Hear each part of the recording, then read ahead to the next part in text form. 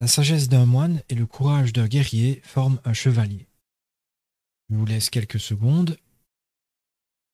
La sagesse d'un moine et le courage d'un guerrier forment un chevalier.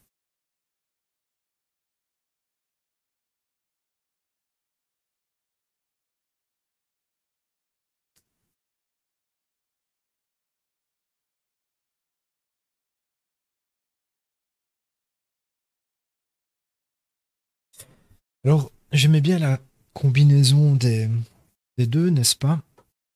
Euh,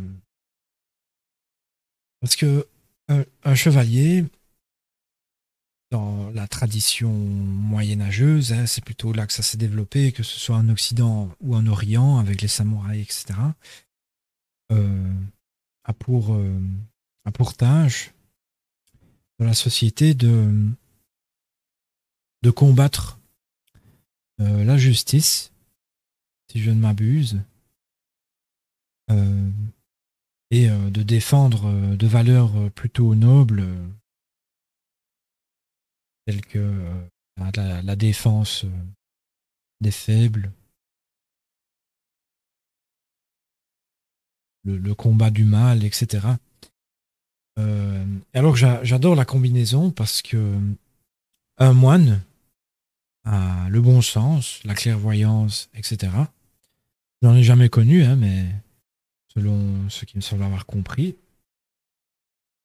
Mais il n'a pas l'action, forcément. En fait, il se contente de parler ou d'écrire, de conseiller, mais il n'agit pas forcément au, au, au risque de se mettre en danger, par exemple. Un guerrier, un guerrier, lui, il va combattre, que ce soit bien pour le bien ou pour le mal, mais il va combattre. Lui, il va être dans l'action, mais pas forcément avec de la clairvoyance et du bon sens.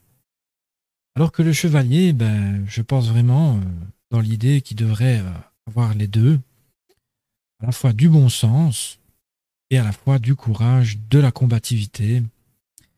Alors à notre époque moderne, je pense que l'esprit chevaleresque existe toujours à partir du moment où on se bat pour la vérité, pour que la justice soit établie, etc.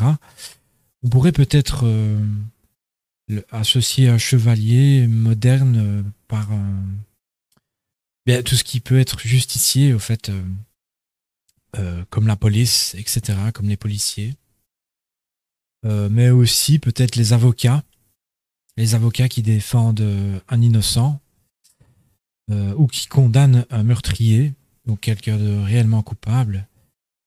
Je pense que tout ce qui est en rapport à la loi et la justice, quand c'est combattu pour que le vrai gagne, cette personne-là peut être considérée comme un chevalier. Maintenant, à moins grande, on va dire, à moindre ampleur, mais quand même euh, aussi important, de façon plus petite et plus simple, on va dire, il y a ben, tout homme ou toute femme euh, qui, qui va eh bien, se battre dans la vie pour ne serait-ce que assurer les besoins de sa famille, assurer les besoins, le bien-être, malgré les infortunes, etc. Donc là, c'est plutôt la notion de courage, mais aussi de bon sens, parce qu'il fait ce qu'il doit pour le bien, pour son bien-être à lui et des autres.